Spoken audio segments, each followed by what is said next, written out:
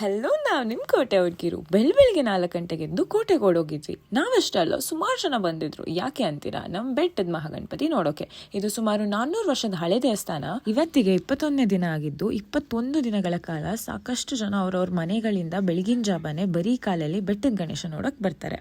ಸಾಮಾನ್ಯವಾಗಿ ಗರ್ಕೆ ಅರ್ಪಿಸಿ ಉದಿನ ಕಡಿಲ್ ಪೂಜೆ ಮಾಡಿ 3 ಸುತ್ತ ಹಾಕ್ತಾರೆ. ಕೆಲವು ಭಕ್ತಾದಿಗಳು ಗಣೇಶಂಗೆ ಇಷ್ಟವಾದ ಮೋದಕ, ಕರ್ಗಡುವಿನ ಹಾರ ಕೂಡ ಸಮರ್ಪಿಸ್ತಾರೆ.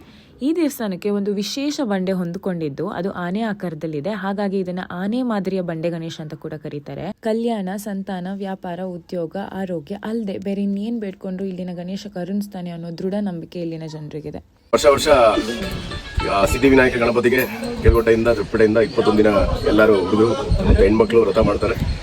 ಇದು ಬಹಳ ಹಿಂದಿನ ಕಾಲದಿಂದನೂ ಸಿದ್ಧರು ಪ್ರತಿಷ್ಠಾಪನೆ ಮಾಡಿರೋಂಥ ಒಂದು ವಿನಾಯಕ. ಅದಕ್ಕೆ ಸಿದ್ಧಿವಿನಾಯಕ ಅಂತ ಇಟ್ಟಿದ್ದಾರೆ. ಆ ವ್ರತ ಮಾಡಿದ್ರೆ ಎಲ್ಲರದು ಇಷ್ಟಾರ್ಥ ಸಿದ್ಧಿ ಆಗುತ್ತೆ ಅಂತ ಪ್ರತೀತಿ ಇದೆ. ಹಾಗಾಗಿ ವರ್ಷ ಬಹಳಷ್ಟು ಜನ ಭಕ್ತಾದಿಗಳು ಬಂದು ಈ ವ್ರತನ ಮಾಡ್ತಾರೆ.